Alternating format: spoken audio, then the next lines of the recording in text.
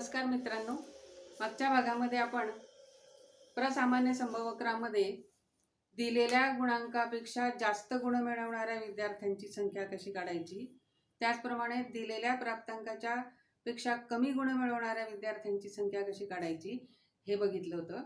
आता या भागामध्ये आपण प्रसामान्य संभवक्रामध्ये जे मधले विशिष्ट टक्के प्राप्तांक असतात त्या प्राप्तांकांच्या गुणमर्यादा कशा काढायच्या ते आपण बघणार आहोत. तर त्याच्यासाठी एक उदाहरण आपण या ठिकाणी घेऊ की एका प्रसामान्य विभाजनाचे मध्यमान 90 आणि प्रमाण विचलन 15 आहे. तर त्या वितरणातील मधल्या 60% गुणांकांच्या गुणमर्यादा कोणत्या?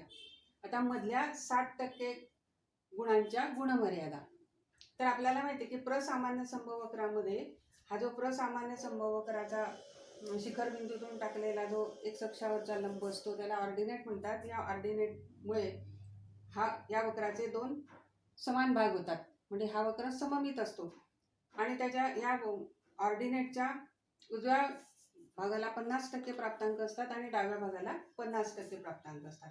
आता आपल्याला मधले 60% प्राप्तांक विचारात घ्यायचे आहेत.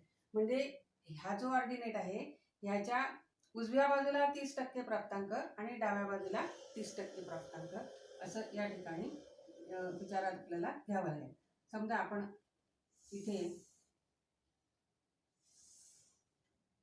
हे असे, तर या ठिकाणी 30% प्राप्तांक आहेत आणि या ठिकाणी 30% प्राप्तांक आहेत. तर आपल्याला ह्या गुणमर्यादा काढायच्या आहेत. आता या प्रसामान्य संभवक्रामध्ये सिग्मा अंतराचा वापर, सिग्मा हे एकक या ठिकाणी वापरलेला आहे. त्या सिग्माचं रूपांतर आपल्याला गुणांकामध्ये करावं लागेल. तर आपल्याला या हा जो एक प्रमाणित केलेला टेबल आहे त्याच्यावरनं असं शोधून काढावं लागेल की 30% प्राप्तांक हे जे आहेत तर मध्यमानापासून किती सिग्मा अंतरावर ते 30% प्राप्तांक आहेत. म्हणजे आता या ठिकाणी हा जो टेबल आहे याचा उलट दिशेने आपल्याला वापर करावा लागेल. मग उलट दिशेने वापर करत असताना ह्या ज्या संख्या दिलेल्या आहे ह्या आपल्याला पाहाव्या लागतील की 30% कुठे येतात. आता आपण याचं जर म्हणजे याचं निरीक्षण केलं या टेबलचं तर आपल्याला असं लक्षात येतं या ठिकाणी की 30% आपल्याला पाहिजे आहे आणि इथे मात्र एक्झॅक्टली 3000 अशी संख्या दिलेली नाही. तर एक दिलेली आहे 2995 आणि दुसरी दिलेली आहे 3023. तर 3023 ही संख्या 3000ला म्हणजे 2995 पेक्षा जास्त दूर आहे. म्हणजे या ठिकाणी आपल्याला 2995 हे ही जी संख्या म्हणजे संख्या आहे ही घ्यावी लागेल. आणि आता ही जी संख्या आहे ही कोणत्या सिग्मा अंतरामध्ये येते किंवा याच्यासाठी कोणतं सिग्मा अंतर आहे तर ते जर आपण बघितलं तर ते आपल्याला मिळतं 0.84 म्हणजे 84 असं म्हणतं. म्हणजे 0.84 सिग्मा अंतर. म्हणजे 30% विद्यार्थी जे आहेत 30% विद्यार्थी हे कोणत्या मर्यादेत आहे तर मध्यमान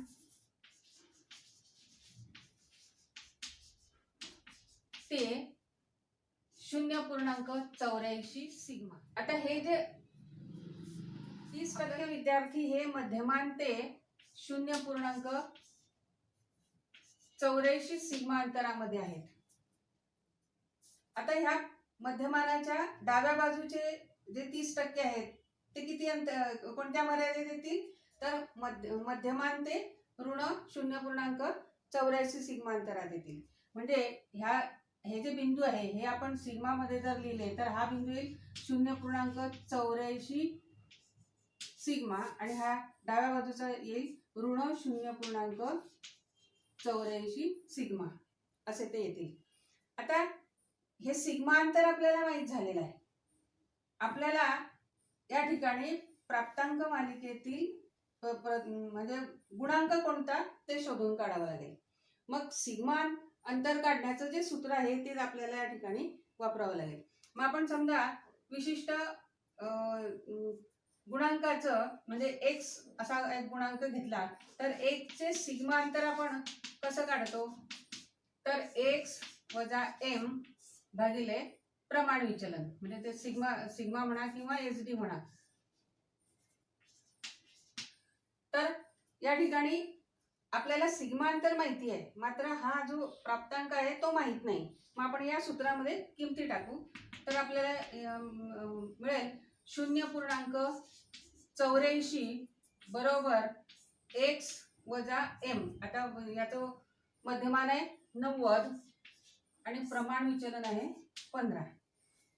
मग आपण तिरका गुणाकार जर केला तर आपल्याला मिळेल 0.84 गुणिले 15 बरोबर x वजा 90. पुन्हा याची मांडणी आपण जर केली तर आपल्याला या बरोबर 90 अधिक 0.84 गुणिले 15, म्हणून हा x बरोबर आता 0.84 गुणिले 15 हे हा गुणाकार केल्यानंतर आपल्याला 12.6 आणि त्यात 90 मिळवले तर 102.6 ही या x ची किंमत मिळेल. आता 102.6 हा साधारणपणे अपूर्णांकामध्ये प्राप्तांक येणार नाही, तर या ठिकाणी आपण म्हणूया की हा प्राप्तांक येईल 103 असा. आता हा जो बिंदू आहे 0.84 सिग्मा हा कोणता गुणांक दर्शवितो, तर तो दाखवतो 103. त्याचप्रमाणे आपल्याला आता डाव्या बाजूचा विचार करावा लागेल की डाव्या बाजूचे जे 30% विद्यार्थी आहेत हे ऋण 0.84 सिग्मा अंतरावर आहे. तर आता या ठिकाणी हे जे x चे सिग्मा अंतर आहे ते ऋण 0.84 विचारात घेऊन आपण या दुसऱ्या प्राप्तांकाची किंमत काढू. म्हणजे या ठिकाणी जो प्राप्तांक आहे तो किती मिळाला आपल्याला 103. आणि आता प्राप्तांक काढताना हे जे सूत्र आहे x चे सिग्मा अंतर बरोबर x वजा m भागिले प्रमाण विचलन किंवा SD. तर या ठिकाणी सिग्मा अंतर ऋण 0.84 येईल आणि म्हणून मग आपण याची जर मांडणी केली तर आपल्याला मिळेल ऋण 0.84 गुणिले 15 बरोबर x वजा 90. म्हणजेच ही मांडणी आपल्याला अशी करावी लागेल की x बरोबर 90 वजा 0.84 गुणिले 15 आणि म्हणून मग हा x बरोबर 90 वजा 12.6 आणि ही वजाबाकी जर तुम्ही केली तर ती आपल्याला मिळते 77.4. आता 77.4 हे विद्यार्थी येणार नाही, म्हणजे या ठिकाणी ह्या विद्यार्थी आपल्याला घेता येतील 77. म्हणजे हा जो बिंदू आहे ऋण 0.84 सिग्मा हा 77 या प्राप्तांकाचं प्रतिनिधित्व करतो. म्हणजे इथे 77 हा प्राप्तांक येईल. म्हणजेच या वितरणातील मधले जे 60% गुणांक आहेत त्या गुणांकाच्या गुणमर्यादा 77 आणि 103 येतात. किंवा आपण दुसऱ्या भाषेत असं म्हणू शकू की 77 ते 103 या दोन गुणांकांच्या दरम्यान 60% विद्यार्थी आहेत. म्हणजे या ठिकाणी आपल्याला गुणांक म्हणजे विशिष्ट टक्केवारी असलेले गुणांक हे कोणत्या गुणमर्यादेमध्ये येतात हे या प्रसामान्य संभवक्राचा वापर करून काढता येतं. आता प्रसामान्य संभवक्राचा वापर जसा वेगवेगळ्या पद्धतीने केलेला आहे किंवा केला जातो, त्याचप्रमाणे एखादी आशय चाचणी तयार करत असताना जे प्रश्न तयार केलेले असतात त्या प्रश्नांची काठिण्य पातळी ठरवण्यासाठी सुद्धा प्रसामान्य संभवक्राचा वापर केला जातो. तर त्याच्यावरचं आता आपण एक उदाहरण सोडू. आता प्रश्नांची सापेक्ष काठिण्य पातळी कशी काढतात ते आपण पाहणार आहोत. त्याच्यासाठी आपण उदाहरण घेतलेलं आहे की एका गटातील 50%, 60%, 70% आणि 80% विद्यार्थ्यांनी प्रश्न क्रमांक अ, ब, क आणि ड हे सोडवले तर प्रत्येक प्रश्नाची काठिण्य पातळी किती. आता प्रश्नाची काठिण्य पातळी जी आहे ही काठिण्य पातळी या प्रसामान्य संभवकराच्या उजव्या बाजूकडून मोजली जाते. आता हा जो प्रश्न क्रमांक अ आहे हा 50% विद्यार्थ्यांनी बरोबर सोडवला. म्हणजे या ठिकाणी हे प्रश्न क्रमांक अ दर्शवला जाईल. आणि हे किती टक्के विद्यार्थ्यांनी प्रश्न सोडवलेला आहे हा बरोबर, तर तो आहे 50%. म्हणजे इथे 50% आणि हा प्रश्न आहे तो. नंतर ब प्रश्न 60% विद्यार्थ्यांनी सोडवला. म्हणजे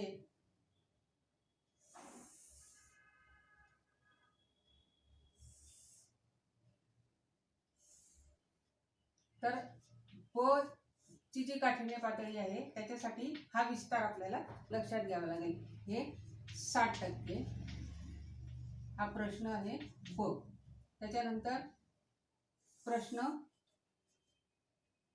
क हा प्रश्न 70% विद्यार्थ्यांनी बरोबर सोडवलेला आहे. आणि प्रश्न ड हा 80% विद्यार्थ्यांनी बरोबर सोडवलेला आहे. तर अशा पद्धतीने त्याची काठिण्य पातळी या ठिकाणी विचारात घ्यावी लागते. आता पहिल्या प्रश्नाचा म्हणजे अ प्रश्नाचा विचार करू आपण. तर अ प्रश्न हा 50% विद्यार्थ्यांनी बरोबर सोडवला. म्हणजे 50% विद्यार्थ्यांनी चुकीचा सोडवला. म्हणून मग या अ ची जी काठिण्य पातळी आहे ही काठिण्य पातळी 0 येईल. एखादी गोष्ट घडण्याची म्हणजे त्याला दोन बाजू जर असतील तर एक बाजू घडण्याची 50% शाश्वती असते आणि दुसरी बाजू घडण्याची 50% शाश्वती असते. तर या ठिकाणी हा अप्रश्न 50% विद्यार्थ्यांनी बरोबर सोडवला. म्हणजे 50% विद्यार्थ्यांनी चुकीचा सोडवला. म्हणून याची काठिण्य पातळी 0 येईल. आता अच्या तुलनेने मग आपल्याला ब क ड हे जे प्रश्न आहेत यांची काठिण्य पातळी काढावी लागेल. आता ब प्रश्नाचा विचार करू आपण. तर ब प्रश्न हा 60% विद्यार्थ्यांनी अचूक सोडवला आहे किंवा बरोबर सोडवलेला आहे. म्हणजे अच्या तुलनेने 10% विद्यार्थ्यांनी म्हणजे जास्त 10% विद्यार्थ्यांनी तो प्रश्न बरोबर सोडवलाय. म्हणजे अच्या तुलनेने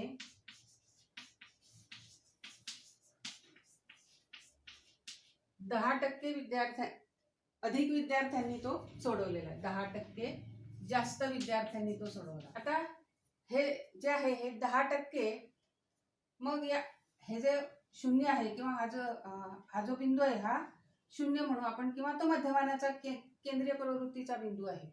तर ह्याच्या डाव्या बाजूला 10% विद्यार्थ्यांनी तो म्हणजे जास्त 10% विद्यार्थ्यांनी तो सोडवलेला आहे. म्हणजे ह्याची जी काठिण्य पातळी आहे ती हा जो बिंदू आहे हा बिंदू ज्या सिग्मा अंतरावर आहे तेवढा सिग्मा म्हणजे या ब प्रश्नाची काठिण्य पातळी. मग आपल्याला असं उलट जावं लागेल की 10% प्राप्तांक हे कोणत्या सिग्मा अंतरामध्ये येतात ते पाहावं लागेल. मग आता 10%चा जर आपण विचार केला आणि हा जर टेबल बघितला आपण तर इथे 987 ही एक संख्या आहे आणि दुसरी आहे 1026. तर 1026 पेक्षा 927 ही 10%ला जास्त जवळची आहे. म्हणून याचं सिग्मा अंतर येईल 0.25. म्हणजे हा जे प्रश्न आहे याचं सिग्मा अंतर येतं 0.25. आता हा जो बिंदू आहे हा मध्यमानाच्या डाव्या बाजूला आहे म्हणून हे सिग्मा अंतर काय येईल, ऋण येईल. म्हणजे ब प्रश्नाची काठिण्य पातळी किती आली तर ऋण 0.25 सिग्मा ही या ब ची काठिण्य पातळी.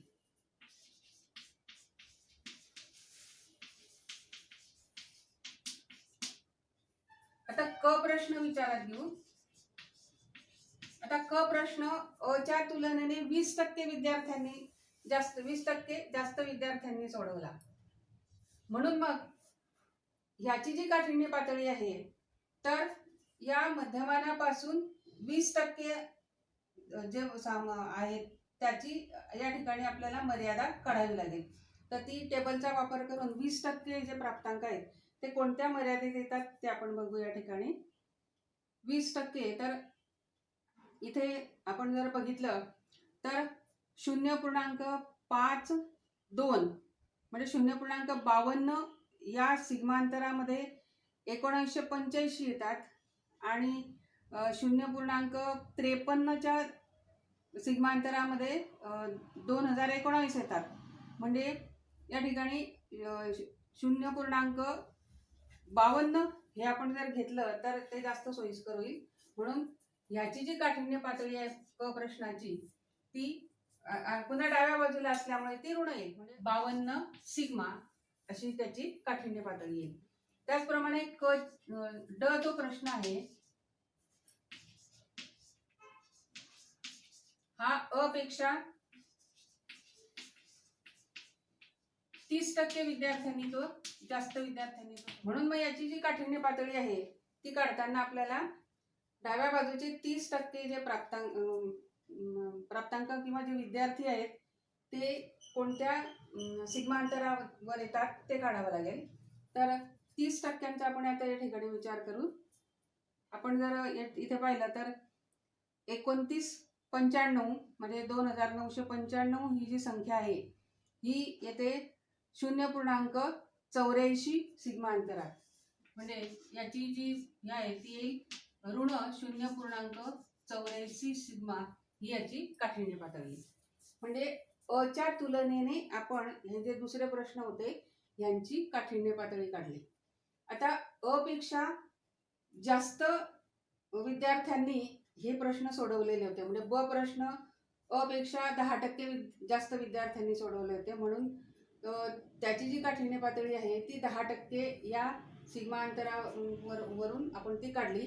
आता ही जी टक्केवारी आहे 60, ही 60% ही विचारात घेत असताना 50%च्या ती डाव्या बाजूला येते. म्हणून इथे या प्रत्येक प्रश्नाची जी टक्केवारी आहे ती 50%च्या डाव्या बाजूला येत असल्यामुळे यांची जी काठिण्य पातळी आहे ती ऋण आलेली आहे. पण समजा आता या ठिकाणी उलट झालं असतं की समजा गटातील आपण ते दुसऱ्या प्रकारचं उदाहरण या ठिकाणी सोडवू. आपण प्रश्न असा घेतलेला आहे की गटातील 50%, 40%, 30% विद्यार्थ्यांनी अनुक्रमे प्रश्न क्रमांक अ, ब, क आणि ड सोडवले तर प्रत्येक प्रश्नाची काठिण्य पातळी किती. आता अ प्रश्न हा 50% विद्यार्थ्यांनी बरोबर सोडवला म्हणजे 50% विद्यार्थ्यांनी चुकीचा सोडवला म्हणून त्याची काठिण्य पातळी ही 0 आली. म्हणजे अ आपण प्रश्न अ घेऊ. प्रश्न अ ची काठिण्य पातळी आता अच्या तुलनेने मग बाकीचे जे प्रश्न आहेत त्यांची काठिण्य पातळी आपण काढू. मग आपण प्रश्न क्रमांक ब घेऊ. आता प्रश्न क्रमांक ब हा अच्या तुलनेने 10% विद्यार्थ्यांनी कमी सोडवला आहे. म्हणजे 10% विद्यार्थ्यांनी कमी आहे त्याच्यामध्ये. अच्या तुलनेने 10% विद्यार्थी कमी आहेत. म्हणजे ब प्रश्न अच्या तुलनेने 10% कमी विद्यार्थ्यांनी सोडवला. आता आपल्याला माहिती आहे की काठिण्य पातळी ही उजव्या बाजूकडून घेतली जाते. तर अ प्रश्नाचा जर आपण विचार केला तर 50% विद्यार्थ्यांनी तो बरोबर सोडवला. म्हणजे हे एवढं क्षेत्र या ठिकाणी येईल 50%. हा प्रश्न अ आहे. त्याच्यानंतर ब प्रश्न जो आहे तो फक्त 40% विद्यार्थ्यांनी बरोबर सोडवला. म्हणजे इथे हे जे क्षेत्र आहे हे 40% येईल आणि हा प्रश्न ब. त्याच्यानंतर क प्रश्न 30% विद्यार्थ्यांनी सोडवला म्हणजे ही एवढी टक्केवारी ते याची क प्रश्नाची येईल. आणि फक्त 20% विद्यार्थ्यांनी हा जो चौथा प्रश्न आहे तो सोडवला म्हणजे इथे 20% येईल. याचा अर्थ असा की या अ प्रश्नापेक्षा कमी विद्यार्थ्यांनी पुढचे प्रश्न सोडवलेले आहेत. तर 10% कमी विद्यार्थ्यांनी ब प्रश्न सोडवला, 20% कमी विद्यार्थ्यांनी क प्रश्न सोडवला आणि 30% कमी विद्यार्थ्यांनी क प्रश्न सोडवला. तर हे जे बिंदू आता या ठिकाणी या मिळालेले आहेत या प्रसामान्य संभवक्राच्या खाली एक्स अक्षावर, तर हे ज्या सिग्मा अंतरावर आहेत ती त्या प्रश्नाची काठिण्य पातळी येईल. मग आता 40% विद्यार्थी जे आहेत हे इथे यांनी बरोबर सोडवला, म्हणजेच 10% कमी विद्यार्थ्यांनी तो सोडवलेला आहे. म्हणजे याची जी काठिण्य पातळी आहे ती 10%वर येणार आहे. क प्रश्नाची काठिण्य पातळी 20%वर येईल आणि ड प्रश्नाची काठिण्य पातळी 30%वर येईल. म्हणून मग आता ब प्रश्नाची काठिण्य पातळी म्हणजे मध्यमान ते हे जे विशिष्ट सिग्मा अंतर आहे, तर 10% ज्या क्षेत्रामध्ये येतात त्या क्षेत्रात दर्शवणारी जी मर्यादा आहे सिग्मा अंतराची, ती मर्यादा म्हणजे ब प्रश्नाची काठिण्य पातळी. आणि आपण त्या टेबलचा वापर करून जर 10% म्हणजे मध्यमानापासून उजवीकडे 10% प्राप्तांक कोणत्या सिग्मा अंतरावर येतात ते जर आपण काढलं तर ते आपल्याला मिळतं 0.25. म्हणजे या ठिकाणी ब या प्रश्नाची काठिण्य पातळी किती येईल, तर ब ची काठिण्य पातळी 0.25 सिग्मा. त्याच्यानंतर प्रश्न क च्या तुलनेने 20% कमी विद्यार्थ्यांनी तो सोडवलेला आहे. म्हणजे ज्याची काठिण्य पातळी ही 20% विद्यार्थी ज्या गुणमर्यादेत येतात ती त्याची काठिण्य पातळी येईल. आणि ते सिग्मा अंतर जे आहे ते आहे धन 0.52 सिग्मा. आणि प्रश्न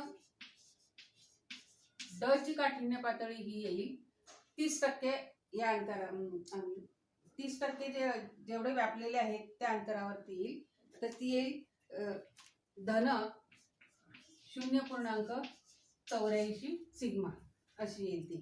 म्हणजे या ठिकाणी ब प्रश्न, क प्रश्न, ड प्रश्न हे अ पेक्षा जास्त कठीण होत गेलेले आहेत.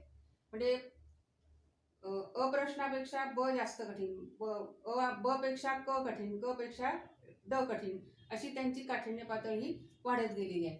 मागच्या उदाहरणामध्ये काठिण्य पातळी ही कमी कमी होत गेलेली होती. इथे या उदाहरणामध्ये जास्त म्हणजे वाढलेली आहे. कारण साहजिकच या ठिकाणी आपल्याला दिसतं की या उदाहरणामध्ये अप्रश्नापेक्षा ब क ड प्रश्न जे सोडवलेले आहेत त्या सोडवणाऱ्या विद्यार्थ्यांची टक्केवारी ही कमी कमी होत गेलेली आहे.